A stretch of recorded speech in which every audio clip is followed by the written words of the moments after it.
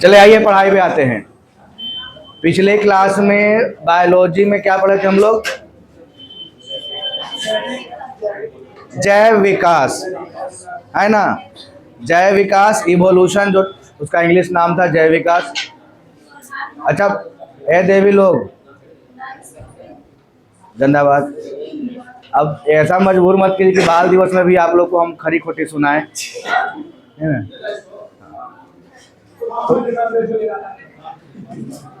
चलिए ध्यान देते हैं। जैव विकास पिछले क्लास में पढ़े थे आप लोग। जैव विकास कि जीवों की उत्पत्ति कैसे कैसे हुई, उसके अलग अलग वैज्ञानिकों ने अपना अलग अलग थ्योरी दिया, जिसमें लेमार्क का सिद्धांत था, डार्विन का सिद्धांत था। ये सब पढ़ने को देखे थे, हम लोग पढ़े थे। आज उसी को आगे बढ़ाते हैं और आज देखते हैं हम लोग पढ़ते हैं इकोलॉजी। इकोलॉजी से भी सवाल आपका एग्जाम में आता है। प्राथमिक उपभोक्ता, द्वितीयक, तृतीयक, ऐसा सवाल आता है ना। तो आज इसको सीखिएगा अच्छे से, डायग्राम के माध्यम से। उसमें लिखा हुआ भी है, सब समझाते चलेंगे, ठीक है। पारिस्थितिकी, चलिए अब ध्यान देंगे। पारिस्थितिकी होता क्या है, देखिए। इकोलॉजी है क्या? तो इकोलॉजी वो टर्म है जिसमें हम लोग जीव जंतु और वातावरण, जैसे कोई भी जीव जंतु जो है वो किस पर डिपेंड है? उसके वातावरण पे। तो जीव जंतु और वातावरण के बीच के संबंध का जो अध्ययन करेंगे वो क्या कहलाएगा? इकोलॉजी कहलाएगा। मतलब बोलेंगे हम लोग क्या उसको? पारिस्थितिकी कहलाएगा, ठीक है। देखिए यहाँ पर इकोलॉजी के अध्ययन जीव एवं वातावरण के बीच पारस्परिक संबंधों का क्या कहता है? अध्ययन कहलाता है। पारिस्थितिकी जो शब्द है वो ग्रीक भाषा का है। कौन सी भाषा का? ग्रीक भाषा। ये भी ध्यान देना, इकोलॉजी जो शब्द होता है पारिस्थितिकी वो ग्रीक भाषा का है। ये दो शब्दों से मिलकर बना है, आयोकोस और लोगस, है ना। इसका मतलब क्या होता है? का स्थान मतलब हाउस, और लोगस मतलब क्या होता है? अध्ययन, है ना। मतलब कहने बोल सकते हैं कि रहने के स्थान का अध्ययन। जहाँ पर जीव जंतु रह रहा है उसके स्थान के अध्ययन को ही क्या बोलेंगे? इकोलॉजी बोलेंगे। तो स्थान मतलब वातावरण। जैसे पिछले क्लास में देखे थे हम लोग कि कोई भी जीव जंतु जो है वो अपने वातावरण पे डिपेंड था, कि जैसा उसका वातावरण रहेगा उसके जीव के अंदर भी विकास उसी के अनुसार होगा। जैसे ध्रुवीय प्रदेशों में जो रहते हैं जीव जंतु, ठंडी प्रदेशों में, तो वहाँ के जीव जंतुओं का विकास उसके अनुसार हुआ, है ना। शरीर पे बड़े बड़े बाल आ गए। जो जीव जंतु एकदम गर्म प्रदेश में रहेंगे तो उसका जीव जंतु का विकास उस गर्मी वाला मौसम के अनुसार होगा, है ना। तो हम यही चीज़ है कि जीव जंतुओं और वातावरण के बीच के अध्ययन को ही क्या बोलेंगे?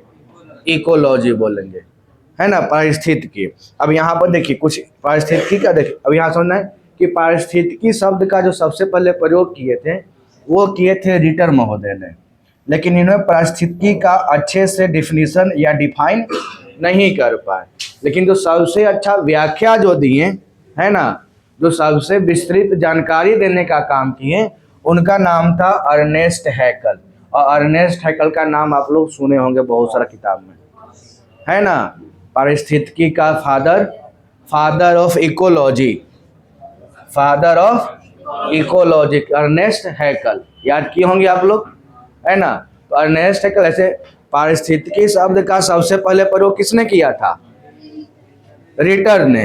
किसने? रिटर ने। लेकिन रिटर महोदय जो है विस्तृत जानकारी नहीं दे पाए थे, ठीक है। सबसे पहला विस्तृत जानकारी देने का काम किए थे अर्नेस्ट हैकल। इसीलिए अर्नेस्ट हैकल को क्या बोलते हैं? Father of ecology. आप ये टर्म आप लोग 8वां क्लास में 7वां क्लास में देखते आए होंगे कि प्रोड्यूसर है, प्राइमरी कंज्यूमर है, सेकेंडरी, टर्सरी, है ना। फिर ऐसा डिकम्पोज, ये इसको क्या बोलते हैं? फूड चेन बोलते हैं। क्या बोलते हैं? Food chain. कि घास को खाता है आपका टिड्डा, टिड्डा को खाता है चिड़िया, चिड़िया को सांप खा गया, सांप को भी खा गया उल्लू या गिद्ध, बात जो भी होता है ना। और जब वो डेड मरेगा तो उसको खाएगा डिकम्पोजर, मतलब कि बैक्टीरिया है सब, ठीक है। अब बैक्टीरिया ये सब क्या करेगा? वो उसको मिट्टी में बना देगा, और मिट्टी से फिर उसको पेड़ पौधा न्यूट्रिशन ले लेगा। तो ये फूड चेन क्या होगा? कंटिन्यू चलते रहता है, ठीक है। चलिए आगे देखते हैं इसमें। अब इकोसिस्टम क्या होता है? अभी तो हम लोग समझे इकोलॉजी। इकोलॉजी मतलब क्या हो गया कि जीव जंतु और वातावरण के बीच के अध्ययन को क्या बोल रहे हैं? इकोलॉजी। और उसी का ही छोटा पार्ट है इकोसिस्टम।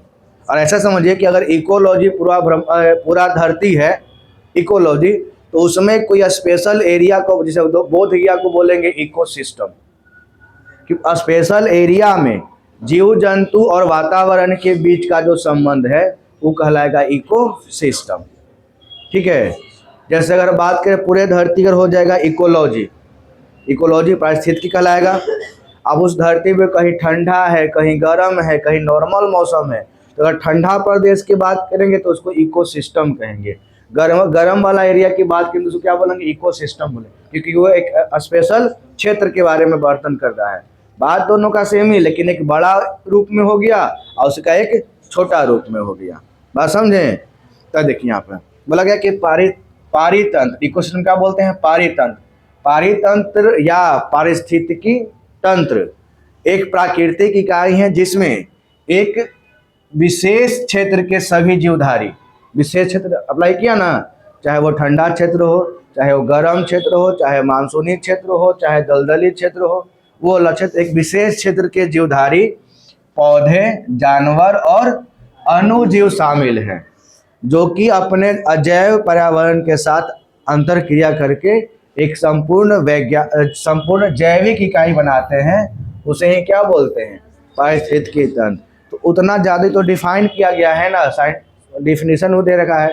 बस हम लोग को समझना है कि इकोलॉजी और इकोसिस्टम में क्या डिफिनीशन है। तो दोनों एक के है। इकोलॉजी क्या हो कि पूरा बड़ा क्षेत्र का हो गया, और इकोसिस्टम हो गया उसके कोई स्पेशल क्षेत्र के बारे में बात किया। जैसे अभी समझा है कि अगर पूरे पृथ्वी को मानते हैं इकोलॉजी पारिस्थितिकी, आज पूरे पृथ्वी पर कहीं गर्म भी है बहुत ज़्यादा, कहीं बहुत ज़्यादा ठंडा भी है, कहीं मानसूनी क्षेत्र भी आता है, कहीं दलदली एरिया भी है।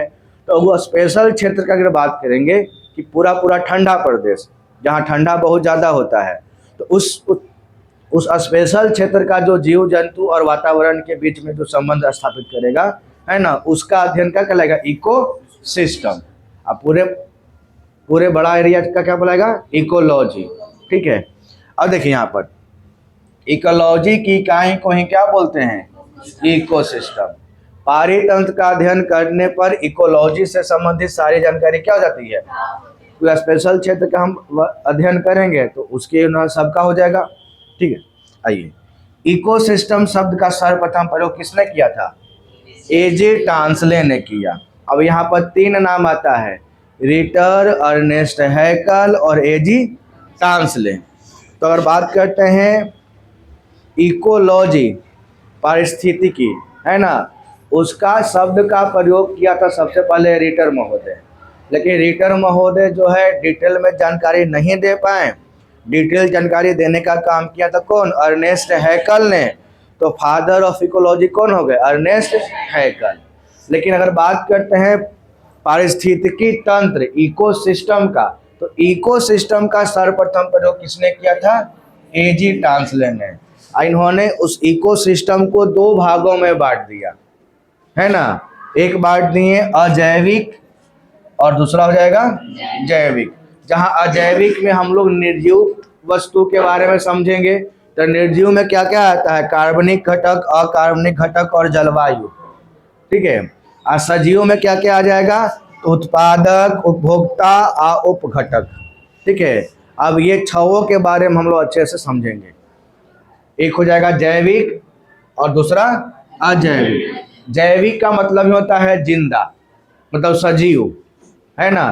तो सजीव में आपका आ जाएगा उत्पादक, उपभोक्ता और अपघटक। अब अजैविक हो जाता है निर्जीव। अजैविक क्या हो गया?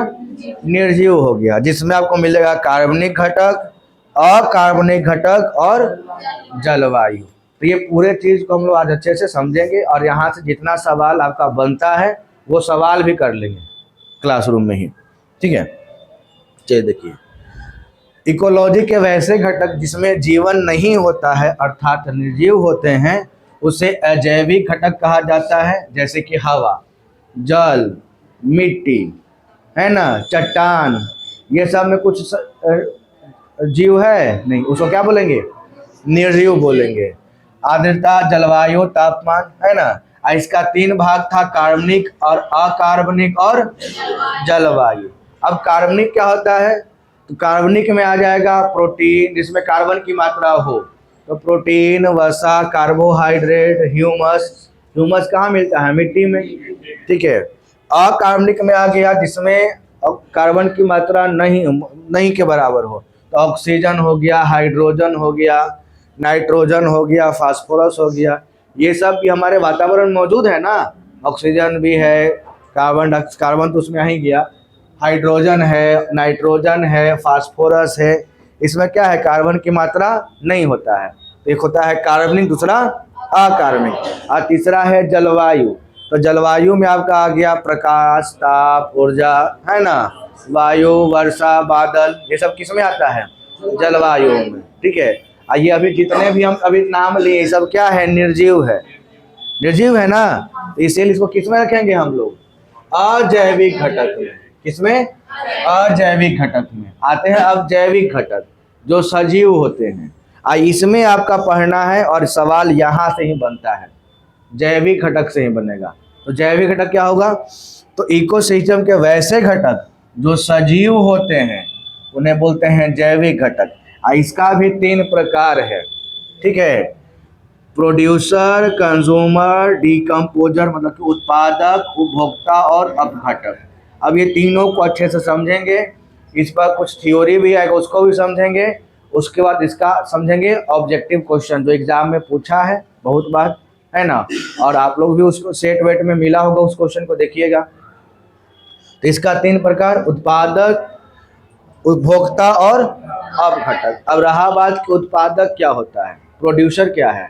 उत्पादक वैसे जीव जो अपना भोजन स्वयं बना लेते हैं, है ना। वैसे जीव जो अपना भोजन स्वयं बना लेंगे उत्पादक कहलाएंगे। तो इसमें मेनली हरे पेड़ पौधे जो है ना, वही उत्पादक के श्रेणी में आते हैं। इसके अलावा और कोई भी जीव जो है अपना भोजन स्वयं नहीं बनाता है। आप चेक उठा के देख लीजिए कहीं भी इतिहास, सिर्फ पेड़ पौधे के अलावा दूसरा कोई भी जीव अपना भोजन खुद नहीं बनाता है, सब एक दूसरे पर डिपेंड है। जैसे हम लोग भी हैं, तो हम लोग पेड़ पौधे पे और उसके साथ साथ कुछ जानवरों पे डिपेंड है। उसी को ना खा गए शाकाहारी मांसाहारी लोग, बाकी सब जानवर है और दूसरे जानवर पर डिपेंड है, ठीक है। लेकिन एक पेड़ पौधा ही जो है, हरे पेड़ पौधे वैसे सजीव जीव हैं जो अपना भोजन क्या बनाते हैं? खुद बनाते हैं, प्रकाश संश्लेषण की क्रिया द्वारा। होता है ना, यहाँ पर दिख रहा है कि सूर्य के प्रकाश से इस पेड़ को प्रकाश संश्लेषण क्रिया हो रहा है, और इसमें कार्बन डाइऑक्साइड ले रहा है, पानी ले रहा है, ऑक्सीजन दे रहा है और अपना जो है विस्तार कर रहा है। ये अपना भोजन खुद बना लिया, ये किसी पर डिपेंड नहीं है, ठीक है। तो वही लिखा है कि उन्हें क्या बोलते हैं? स्वपोषी बोलते हैं। वैसे जीव जो अपना भोजन खुद बना लेते हैं उसको क्या बोलते हैं? स्वपोषी। स्वपोषी को इंग्लिश में क्या बोलते हैं? ऑटोट्रॉफ। ऑटोट्रॉफ देखिए, यहाँ पर ना हिंदी और इंग्लिश दोनों या नाम याद रखिएगा। कभी कभी आपका हिंदी में स्वपोषी देगा, कभी कभी इंग्लिश जो ऑटोट्रॉफ है ना, इसी को हिंदी में लिख देता है। बात समझे? इसी को क्या कर देगा? हिंदी में लिख देगा। तो जो अपना भोजन खुद बनाते उसको क्या बोलते हैं? ऑटोट्रॉफ, मतलब कि स्वपोषी। इसमें मेनली क्या आता है? हरे पेड़ पौधे आते हैं, शैवाल आते हैं। शैवाल भी तो हरा ही होता है ना, तो हरा पेड़ पौधा, शैवाल सब किस में आएगा? स्वपोषी में आएगा, ऑटोट्रॉफ में आएगा। इसको क्या बोलते हैं हम लोग? उत्पादक बोलते हैं, जो प्रकाश संश्लेषण की क्रिया द्वारा अपना भोजन बनाते हैं। भला क्लियर हो गया? आइए, उत्पादक के बाद आते हैं उपभोक्ता, ठीक है। उपभोक्ता में क्या है कि वे जीव जो अपना भोजन प्राथमिक उत्पादक एवं अन्य जीवधारियों को खाकर, है ना, प्राप्त करते हैं, उन्हें बोलते हैं हम लोग उपभोक्ता। और उसी को हम लोग बोलते हैं परपोषी, मतलब कि हेट्रोट्रॉप्स। हेट्रोट्रॉप मतलब कि परपोषी, जो दूसरे जीवों पर आश्रित है, या तो दूसरे जीवों पर या हरे पेड़ पौधे पर। इसमें हम लोग अगर बात किया जाए मनुष्य, तो मनुष्य किस में आएगा? ऑटो में कि हेट्रो में? हेट्रो में आएगा। क्योंकि मनुष्य जो है दूसरे जीवों पर या हरे पेड़ पौधे पर डिपेंड है। शाकाहारी और मांसाहारी दोनों आते हैं। ठीक है, अब इसका भी 3 प्रकार देखने को मिलेगा प्राथमिक उपभोक्ता, द्वितीयक उपभोक्ता, तृतीयक उपभोक्ता। बात समझें? परपोषी मतलब क्या होता है कि वैसे जीव जो दूसरे पर डिपेंड हो भोजन के लिए, वो कहलाएगा परपोषी। उसी इंग्लिश में क्या बोलते हैं? हेट्रोट्रॉप्स, या साइंस की भाषा में क्या बोलेंगे? उपभोक्ता बोलेंगे, कंज्यूमर बोलेंगे। ठीक है, और इसके भोजन के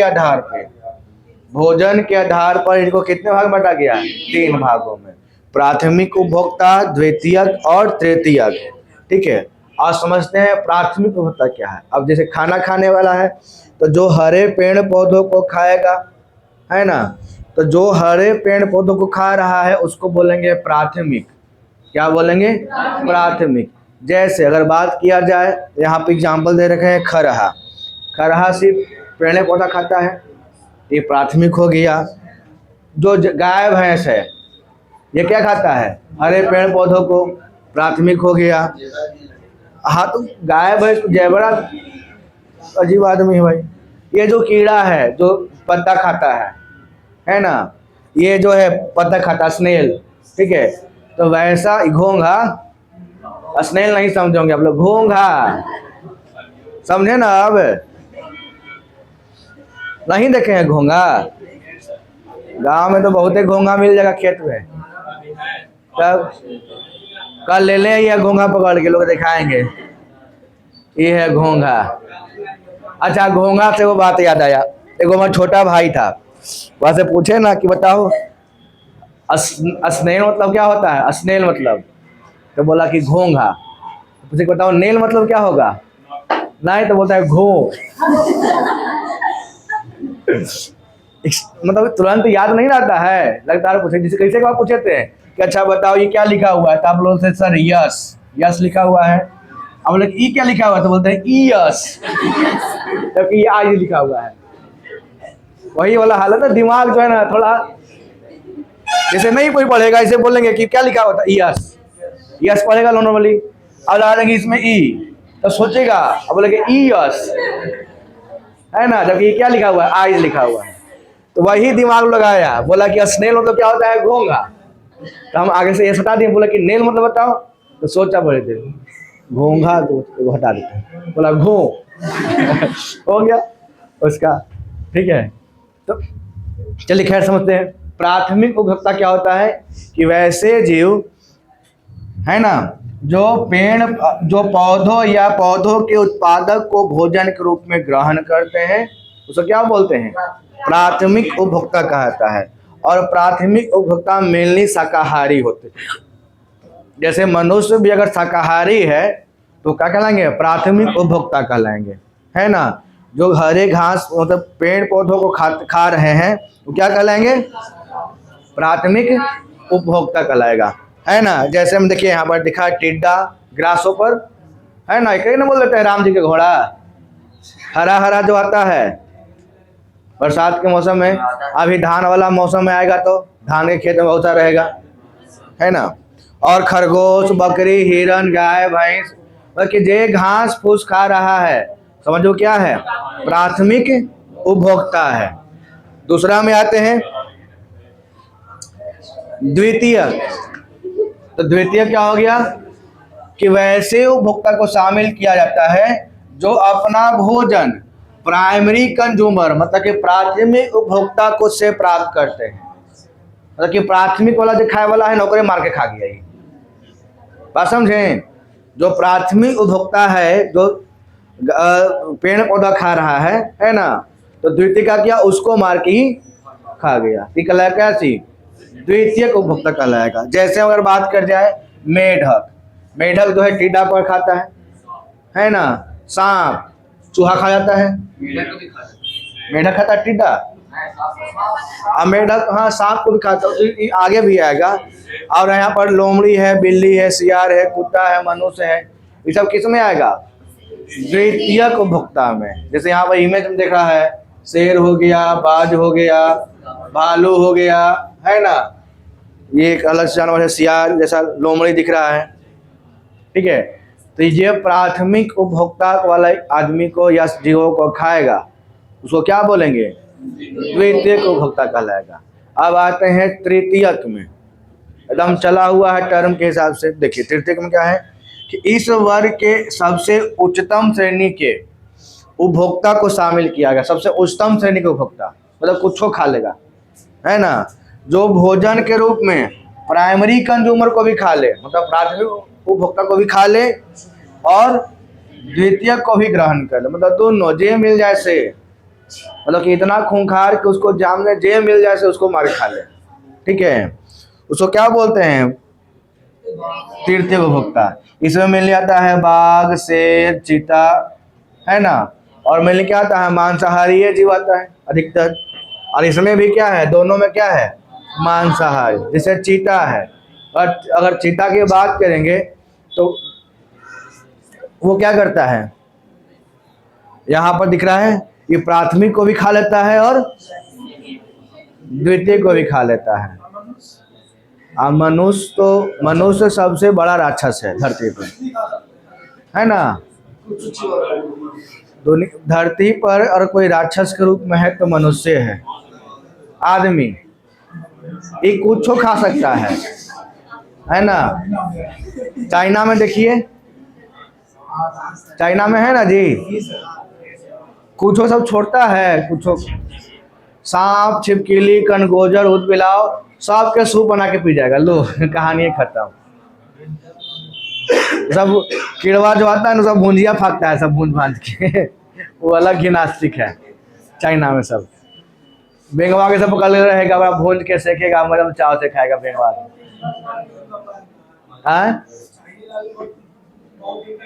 के बोल दिया है? तो जिंदा रहने के पीछे उसका योग है, ना कि कुछ खाए पिए वाला। वो लोग अपने डेली रूटीन में योग शामिल कर लिया है। खाना पीना खाने से तो अभी देखिए ना, हम आपको सारा भ्रम तोड़ देंगे। कुछ के मन में ऐसा लगता हो कि मांस खाए से ज़्यादा एनर्जी मिलता है, ऐसा नहीं, बस अगले स्लॉट में वो है। सबके मन का भ्रम खत्म। जैसे उपभोक्ता है ना, उसका 90% खत्म, 10% मिल पाता है, और सबसे ज़्यादा एनर्जी मिलता है प्राथमिक में।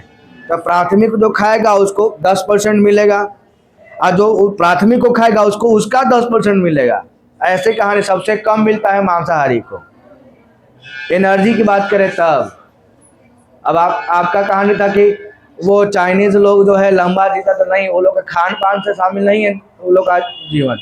वो लोग अपना एक्सरसाइज, व्यायाम शामिल कर लिया रूटीन में। हम लोग क्या कितना एक्सरसाइज करते हैं, व्यायाम नहीं करते हैं, सर्वे नहीं करते हैं। अब व्यायाम करते हैं कोई?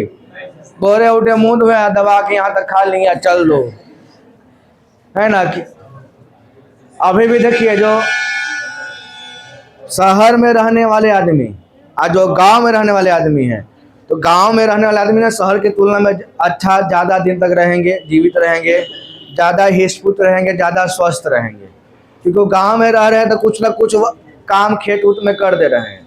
और शहर में जो जॉब में है तो जॉबे में करेंगे ना। सुबह सुबह उठेंगे, शहर वाले लोग क्या करेंगे? सुबह सुबह उठेंगे, एक तो ऐसे ही लेट से सुतेंगे, लेट से उठेंगे, उठे, फ्रेश हुए, बैग लिए, नाश्ता किए, ऑफिस। यही ना रूटीन सुबह ऑफिस वाले लोग का। लेकिन गांव में है कि सुबह से उठ के अपना थोड़ा बहुत, अब गांव के लोग की तो अलग कहानियाँ हैं। वो तो फ्रेश हो जाएंगे 1 किलोमीटर दूर लेके, लोटा लेके, तो ऐसी एक्सरसाइज कर लिए, है ना। वो सुबह से उठेंगे, पानी वानी पी के दतवन ले लेंगे मुंह में, और लोटा में पानी चल देंगे एकदम दूसरे गांव के खेत में अपन गांव छोड़ के। तो उनका ऐसी एक्सरसाइज हो गया। और जाते हैं 1 किलोमीटर दूर के आसपास, एकदम दूर है गांव में। आज जाते जाते भर में मुँह धो लेंगे, फ्रेश भी हो लेंगे, चल आएंगे उधर से। चलिए आइए यहाँ पर, तो क्या देखें हम लोग? प्राथमिक, द्वितीयक और तृतीयक। तो प्राथमिक उपभोक्ता जो घास को खाएगा, मतलब हरे पेड़ पौधों को। द्वितीयक जो प्राथमिक को खा जाएगा, और तृतीयक जो प्राथमिक को भी खा ले या द्वितीय को भी खा ले, वो तृतीयक कहलाता है। और द्वितीयक तृतीयक मिलने क्या है? मांसाहारी है। शाकाहारी में कौन है? प्राथमिक उपभोक्ता। तो अभी हम लोग क्या पढ़ लिए? 3 बात पढ़े। इसमें भी था ना, उत्पादक था और उपभोक्ता था। उत्पादक जो अपना भोजन स्वयं बनाए, उत्पादक, समझना अच्छे से, सवाल यही फंसेगा। उत्पादक जो अपना भोजन स्वयं बनाए, उत्पादक, जैसे हरे पेड़ पौधे और शैवाल, ठीक है। उपभोक्ता जो उत्पादक पर डिपेंड हो या दूसरे जीव पर डिपेंड हो भोजन के लिए, वो कहलाएगा उपभोक्ता। और उपभोक्ता का भी 3 गो प्रकार था, प्राथमिक, द्वितीयक, तृतीयक।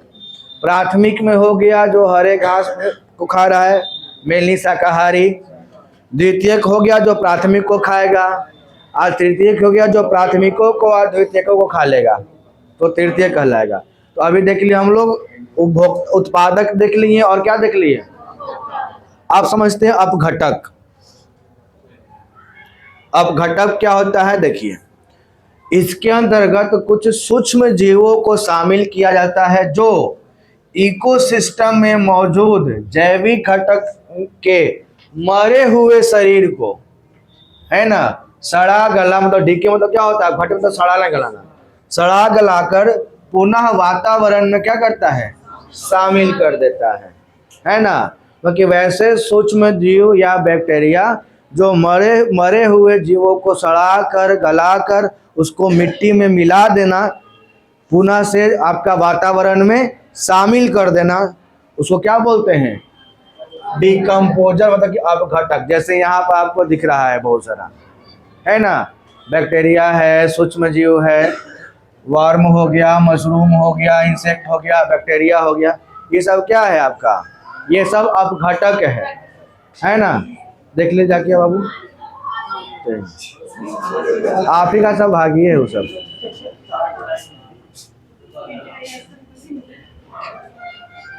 जा दिए सुमित को, सुमित आग पर।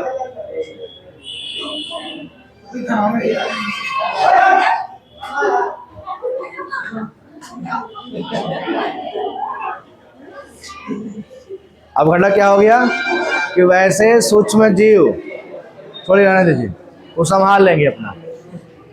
वैसे सूक्ष्म जीव, है ना, जो जीव जंतुओं को सड़ाकर गलाकर क्या करता है? वातावरण में मिला देता है, क्या कहलाएगा? अपघटक कहलाएगा। ठीक है।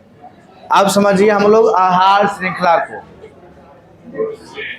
इसका क्या नाम है? Food chain. फूड चेन क्या होता है समझना है कि फूड चेन जो है ये कंटिन्यू आपका चलते रहता है। जैसे घास हुआ, घास को खाने वाला ये देखिए टिड्डा, है ना, इसको खाने वाला मेढक, इसको खाने वाला क्या है? सांप को खाने वाला ईगल।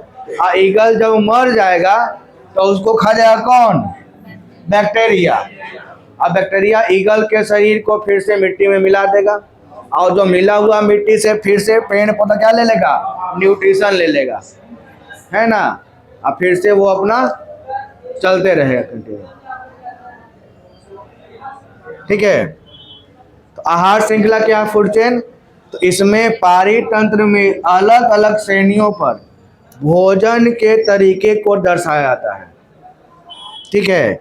और पारितंत्र में सबसे छोटी आहार श्रृंखला में कम से कम 3 श्रेणियां हो सकती है, या अधिकतम सबसे लंबी में कितनी श्रेणियां? 5 श्रेणियां। फूड जो चेन बनता है उसमें कम से कम है 3 श्रेणी। जैसे यहाँ पर घास को खाने वाला है बकरी, बकरी को खा गया शेर, 3 को आया। 5 वाला हम देखिएगा कि घास को खाने वाला है टिड्डा, टिड्डा को खाएगा मेढक, को खाएगा सांप, सांप को खा गया मोर। अब बाकी तो मोर मरने के बाद उसको डिकम्पोज कर देगा बैक्टीरिया, हम मिला देगा मिट्टी में। मोर का आहार है सांप, आप दूसरे मार के खा जाता है वो। बहुत बहुत धन्यवाद आपका। कहला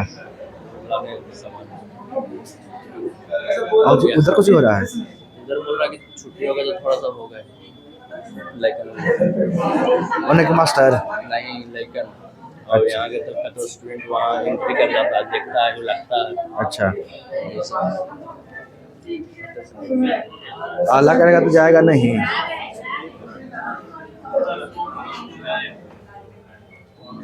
चलिए समझिएगा अच्छे से। क्या हुआ यहाँ, मोर वाला था ना, मोर का मेन आहार ही सांप है। सांप को एकदम बड़ा चाव से खाता है, वो एकदम फेवरेट डिश। नेवला खाता थोड़ी, मार देता है उसको, लड़ता है। नेवला थोड़ी खाएगा, लड़े वाला में आएगा, आई खाने वाला में है। ठीक है, तो क्या बोले यहाँ पे कि कम से कम श्रेणियां में क्या गो रहेगा, 3 गो, अधिकतम क्या गो रहेगा, 5 गो। यहाँ पर 3 में घास को खाया बकरी, बकरी खा गया शेर, और शेर मरा तो डिकम्पोज हुआ, और डिकम्पोज किस में मिल गया उसका न्यूट्रिशन, खाद के रूप में पेड़ पौधा ले लिया। अब 5 गो में वही है, घास को खाया टिड्डा, टिड्डा को मेढक, मेढक को सांप, सांप क्लास में कौन खाया, मोर, है ना। अब मोर जब मरा तो क्या हुआ, डिकम्पोज, और डिकम्पोज हो क्या हुआ, उसको घास जो है अपना पेड़ पौधा खाद के रूप में ले लिया। ठीक है, ये हो गया। अब किसको बोलेंगे, फूड चेन। और ये कंटिन्यू चलता है, बंद नहीं होता, ऐसा नहीं कि बंद हो जाएगा, ये कंटिन्यू चलते रहेगा। क्या है, फूड चेन कंटिन्यू चलते रहेगा। चलिए अब इसमें आगे बढ़ते हैं। अब आपके मन का जितना भी डाउट है यहाँ पर क्लियर होगा थ्योरी के हिसाब से। देखिए बोला क्या गया यहाँ पे, एक है पिरामिड ऑफ नंबर। इसमें क्या बोला गया कि पारितंत्र में जैसे जैसे आप नीचे से ऊपर की तरफ जाते हैं, नीचे से ऊपर की तरफ जाइएगा, नीचे से ऊपर की तरफ जाइएगा, तो जीवों की संख्या में कमी होते जाएगी, है ना। जिसको पिरामिड के रूप में दर्शाया गया। जैसे इसमें सबसे ज़्यादा प्रोड्यूसर है, मतलब उत्पादक, इसको क्या बोलते हैं, उत्पादक। उसके बाद प्राइमरी कंज्यूमर, प्रथम उपभोक्ता, द्वितीयक उपभोक्ता, तृतीयक उपभोक्ता। कंज्यूमर का मतलब होता है उपभोक्ता, उपभोग करने वाला, और प्रोड्यूसर मतलब कि उत्पादक करने वाला। तो सबसे ज़्यादा धरती पर क्या है, पेड़ पौधा, घास वास सब शामिल कर लिया जाए, है ना। उसके बाद उसको खाने वाले प्राथमिक उपभोक्ता उसके तुलना में कम है, उससे भी कम है द्वितीयक, और सबसे कम क्या है, तृतीयक। अगर ऐसा हो जाए कि अगर प्राइमरी कंज्यूमर की संख्या बढ़ जाए और प्रोड्यूसर हमारा कम जाए, है ना, तो ये वातावरण क्या होगा, बैलेंस नहीं रह पाएगा। क्योंकि ये किस पर डिपेंड है, प्रोड्यूसर पे। प्राथमिक उपभोक्ता किस पर डिपेंड है, उत्पादक पे, हरे पेड़ पौधे पे। अब उसी का संख्या कमेगा और खाए वाला आदमी ज़्यादा हो जाएगा, तो एक वातावरण संतुलित रह पाएगा, नहीं रह पाएगा। तो इसीलिए जैसे जैसे हम ऊपर की ओर बढ़ेंगे तो इसमें जीवों की संख्या क्या होगा, कम ही हो जाएगा। तो सबसे ज़्यादा क्या है, उत्पादक है, प्रोड्यूसर है। उसके बाद दूसरा क्या है, प्राइमरी कंज्यूमर, उसके बाद सेकेंडरी, उसके बाद तृतीयक। सबसे कम क्या हो जाएगा, तृतीयक, और सबसे ज़्यादा उत्पादक, सबसे ज़्यादा उत्पादक, और सबसे कम हो जाएगा तृतीयक उपभोक्ता, तृतीयक उपभोक्ता। ठीक है।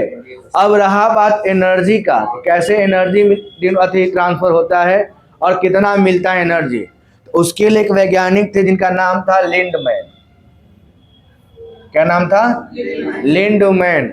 लिंडमैन के अनुसार ये बताया लिंडमैन कि ये जो एनर्जी है इकोसिस्टम में एक श्रेणी से दूसरे श्रेणी में एनर्जी का फ्लो करता है, वो उसमें 90% ऊर्जा जो है वो खत्म हो जाती है, मात्र 10% उसको ऊर्जा मिल पाता है। जैसे अगर बात करें, देखिए यहाँ पर जो प्राथमिक उत्पादक है, अगर वो उसके पास एनर्जी 100 कैलोरी है, तो प्राथमिक उत्पादक को खाने वाला को क्या बोलते हैं, प्राथमिक उपभोक्ता।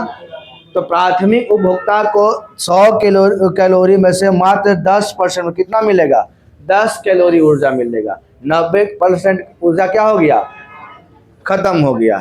और जब इस जो प्राइमरी को खाएगा, मतलब सेकेंडरी जो मांसाहारी है, उनको प्राइमरी का कंज्यूमर का भी 10%, मतलब कि 10 का 10% कितना, 1 कैलोरी। 10 का 10% एक ही ना आएगा, तो उसको 1 कैलोरी ऊर्जा मिलेगा। और जो सेकेंडरी को खाता है, मतलब टर्सरी जो हो जाएगा, उसको एक का भी 1% मतलब कि 0.1% कैलोरी जो है प्राप्त होगा, है ना। तो सबसे ज़्यादा जो एनर्जी किस में मिलेगा आपको? प्रोड्यूसर में तो हम लोग है नहीं। जो शाकाहारी है, क्या बोलते हैं? शाकाहारी। शाकाहारी एनर्जी में सबसे ज़्यादा कैलोरी देगा, है ना। और जो मांसाहारी है वो शाकाहारी से भी 10%, शाकाहारी का 10% एनर्जी उनको मिलता है। और जो तृतीयक में आएगा उपभोक्ता में, उसको उससे भी कम मिलता है। ये कथन किनका था? लिंडमैन का था। किनका था? लिंडमैन का। लिंडमैन बोले क्या कि किसी श्रेणी द्वारा जितनी ऊर्जा का उपभोग किया जाता है उसका मात्र 10% ऊर्जा का उपयोग होता है, ठीक है, और शेष 90% ऊर्जा हास हो जाता है। हास मतलब कि समाप्त, बर्बाद, खत्म, है ना। इकोसिस्टम में ऊर्जा का पिरामिड में हमेशा अपराइट मतलब सीधा ऐसे बना दिया। तो सबसे ज़्यादा एनर्जी किस में? प्रोड्यूसर, जो अपना भोजन खुद से बना रहा है, और उसको जो खाएगा उसका 10% मिलेगा प्राथमिक को, द्वितीयक को प्राथमिक का 10%, और तृतीयक को द्वितीयक का 10%, है ना। ऐसे करके चलेगा फूड चेन एनर्जी के रूप में, ठीक है। ये कथन किसका था? लिंडमैन का। चलिए अब इसमें थोड़ा बहुत आगे बढ़ते हैं हम इसमें, और ये कुछ क्वेश्चन है जो आपको बनाना है। तो पारिस्थितिकी तंत्र में जब ऊर्जा एक कोशीय स्तर से दूसरे तक जाती है तो क्या होती है? घटती है ना। ऊर्जा क्या हो रहा है? घट जाएगी तो घटती है। एक पारिस्थितिकी तंत्र में एक कोशीय स्तर से दूसरे कोशीय स्तर में पारित हुई ऊर्जा की प्रतिशत क्या है? 10%। निम्नलिखित में से कौन सी एक खाद्य श्रृंखला है? यही होगा। घास को खाएगा हिरण खाएगा बाघ, बाकी तो है ये नहीं है। घास मछली खावे नहीं करता है घास खरगोश को हाथी थोड़ी खाएगा, नहीं तो गलत हो जाएगा। आगे रखते हैं। पारिस्थितिकी तंत्र के बारे में निम्नलिखित में से कौन सा सही नहीं है? ध्यान देना है, सही नहीं है। बोला कि इसमें अजैविक एवं जैविक दोनों है, तो सही है। इसकी अपनी उत्पादकता है, ये भी सही है। यह एक बंद प्रणाली है, यह गलत है। बंद थोड़ी है, वो कंटिन्यू चलते रहता है। ऐसा थोड़ी कि एक बार हुआ बंद हो गया, वो कंटिन्यू घास को खाएगा जानवर मरेगा तो डिकम्पोज होकर मिट्टी बनेगा, मिट्टी को फिर घास ले लेगा, और वो निरंतर क्या होता है? चलते रहती है, ठीक है। आइए, एक पारिस्थितिक तंत्र में निम्नलिखित शामिल है। क्या क्या? केवल सजीव नहीं, केवल कीड़े मकोड़े नहीं, केवल भौतिक कारक नहीं, सजीव जीव और भौतिक कारक दोनों शामिल है। Option number B. आइए, किसी पारितंत्र में सबसे बड़ी संख्या किसकी है? सबसे, अब देखिए यहाँ पर देखिए, प्राथमिक उत्पादक का, प्राथमिक उपभोक्ता का, द्वितीयक उपभोक्ता का कि अपघटनकर्ताओं का? प्राथमिक उत्पादक का, है ना, प्रोड्यूसर, प्राथमिक उत्पादक। पारिस्थितिकी शब्द को सर्वप्रथम प्रतिपादित करने का श्रेय किसको जाता है? अर्नेस्ट हैकल को, ठीक है। निम्नलिखित में से कौन सा शब्द पारिस्थितिकी तंत्र का सर्वश्रेष्ठ वर्णन है?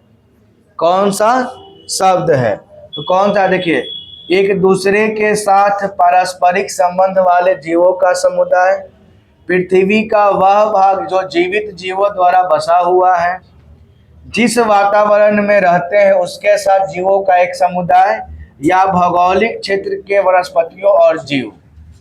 तो पारिस्थितिकी तंत्र की बात किया है ना, तो जिस वातावरण में वे रहते हैं उसके साथ जीवों का एक समुदाय, है ना, पारिस्थितिकी तंत्र कहलाएगा। आइए, पारिस्थितिकी तंत्र के दो घटक कौन कौन से हैं?